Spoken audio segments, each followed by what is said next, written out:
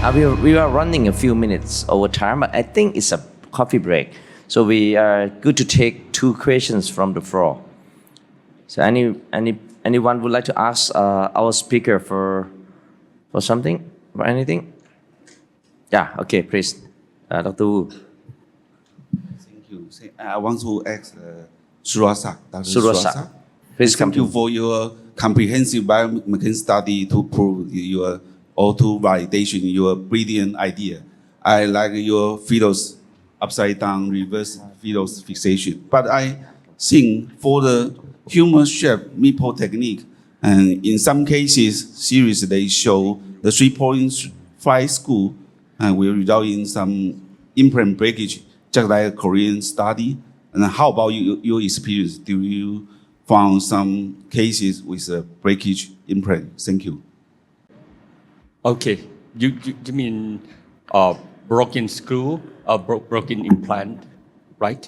So I actually think I agree with you. The diameter for the shaft of the humerus, when we use the narrow DCP or narrow LCP, we use the bigger screw, 4.5 or 5 millimeters. But when we use the Philos, the diameter of the screw is smaller. Then this is my concern as well. But what I worry is the number of the screw capturing the bone in each fragment. So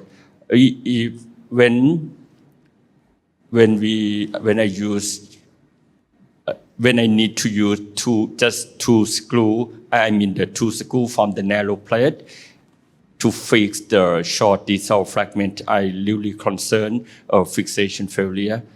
But when I use my application, I can apply more number of the screw into the short distal fragment.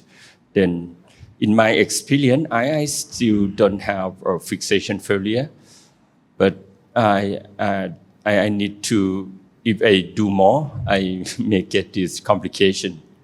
So CW, do you agree with me? Use the smaller screw, I mean the Philos, in the to fix the distal humerus. Okay, thanks. Okay. Any other questions? Yeah. Okay. That's I take that as the last question. Okay. Yeah, my question will be short, but I think this question will go to Professor CWO or Johns. Okay, it's about the the comparison between the distraction osteogenesis and the muscular technique. I mean, for major bone defects after infection treatment, which technique is more infection resistant? Okay, you need to tell me. Yeah. So this is the question for the first session, not for this one. But anyway, any solution is not perfect. But to perform, to make the bone, whether it is induced membrane or bone transport, we should do the perfect infection control. That is, I call it the stage 0. So, if you control the infection, whatever your, solution is good. Yeah, that's my opinion. John, since you mentioned your name, can you share? So I think if you look at infection resistance, if you do transport, there's some advantage in terms of infection resistance.